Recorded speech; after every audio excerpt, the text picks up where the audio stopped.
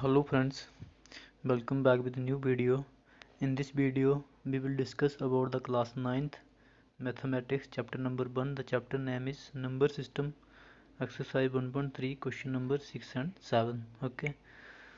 In this question number 6, look at several examples of rational numbers in the form of p upon q, q not equal to 0, where p and q are integers with no common factor other than 1 and having terminating decimal representation.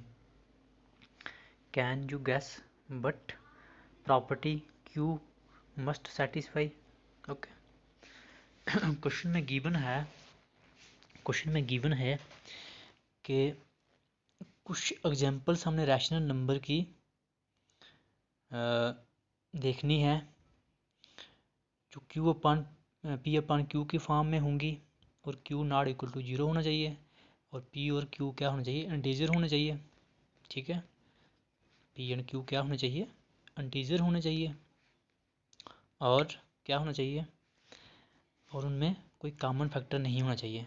जैसे 3/6 हो गया. ठीक है, तो ऐसे 3 1 3 3 2 6, तो इस तरह से कोई कॉमन फैक्टर नहीं होना चाहिए. सिर्फ वो किससे मल्टीप्लाई करें, 1 से, सिर्फ 1 ही उनका कॉमन फैक्टर होगा. ओके, और वो आपके क्या होना चाहिए, टर्मिनेटिंग डेसिमल होना चाहिए. ठीक है, टर्मिनेटिंग डेसिमल मैंने पहले भी करवाया आपको. ऐसे फ्रैक्शन जिसको अगर हम डिवाइड करते हैं तो वो एग्जैक्ट हमें उसका आंसर मिल जाता है, तो वो हमारे हो जाते हैं टर्मिनेटिंग डेसिमल. ओके, और कौन सी प्रॉपर्टी से क्यू जो होगा वो सेटिस्फाई करेगा, देखते हैं.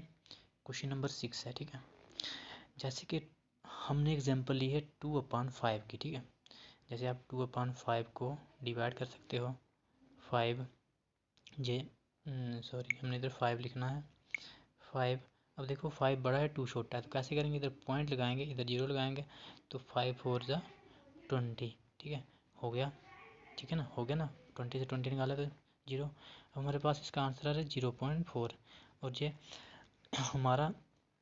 हमें ऐसा रैशनल नंबर मिल चुका है.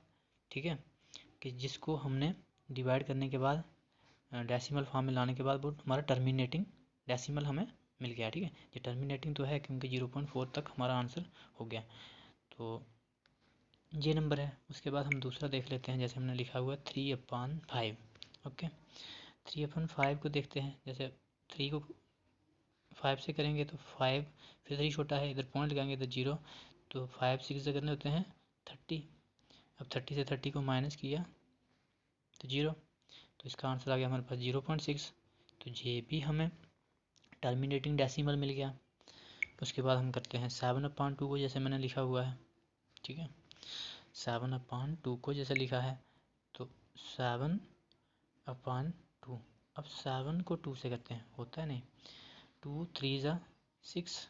ठीक है, माइनस किया तो 1 बचा, आगे इधर पॉइंट लगाएंगे इधर लगाएंगे, इधर पॉइंट लगा तो इधर 0, तो 2 5 जा 10. ठीक है, तो माइनस करेंगे तो हमें 0 ही बचेगा, तो इसका आंसर आ गया हमारे पास 3.5. ओके, तो इस तरह से हमने 3 रैशनल नंबर ऐसे लिख लिए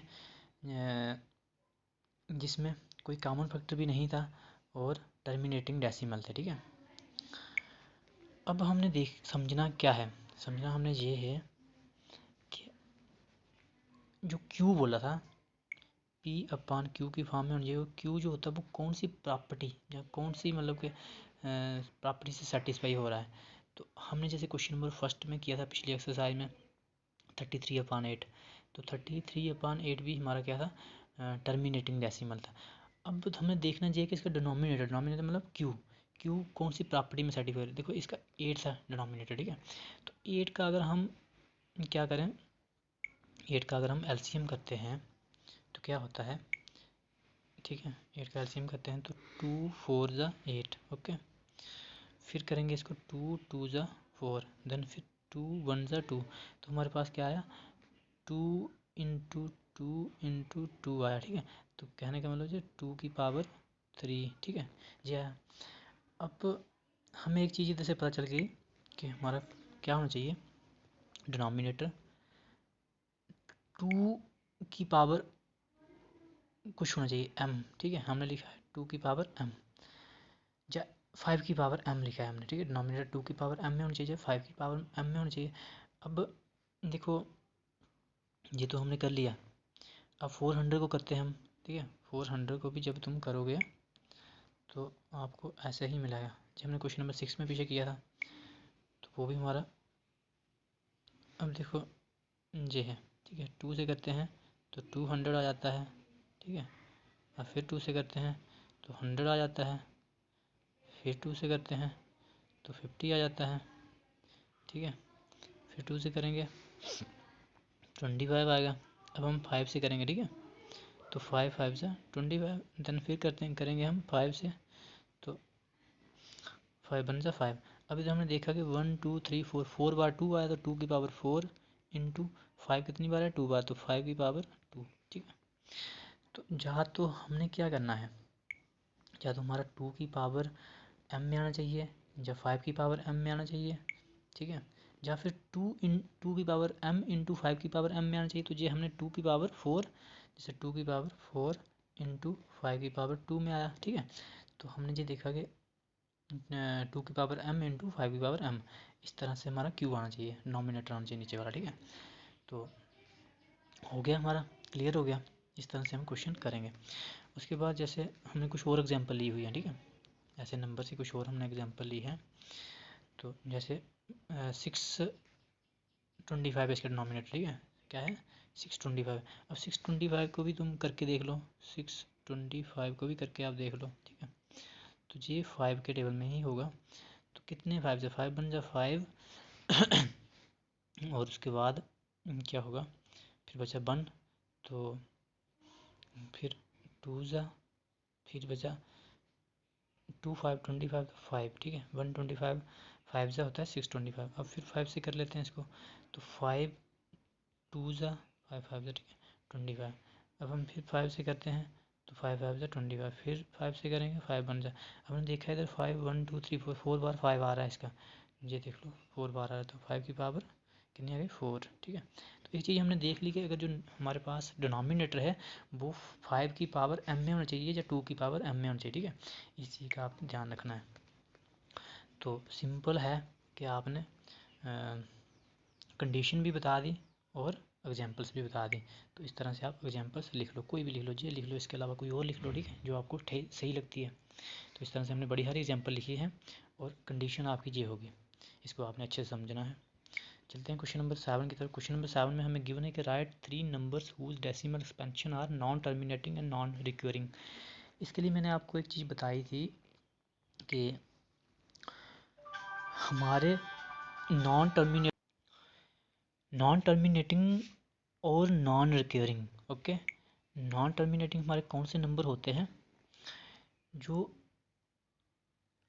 क्या हो रहे हैं, ख़त्म नहीं हो रहे हैं, ठीक है। जैसे हम डिवाइड कर रहे हैं तो वो डेसिमल एक्सपेंशन में ला के ख़त्म नहीं हो रहे हैं, चलते जा रहे हैं, कंटिन्यू चलते जा रहे हैं।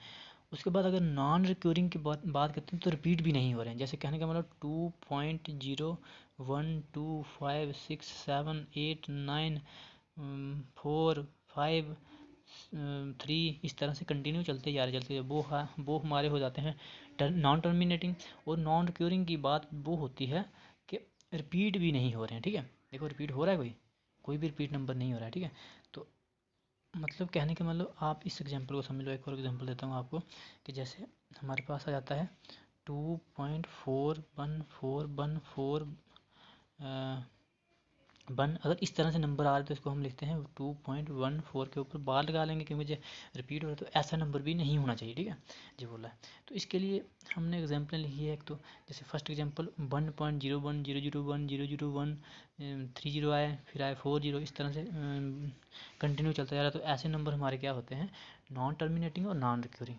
इसके जरूरी नहीं है आपको 100, ऐसे कुछ और भी नंबर ले सकते हो आप। जैसे हमने लिखा हुआ है 3.05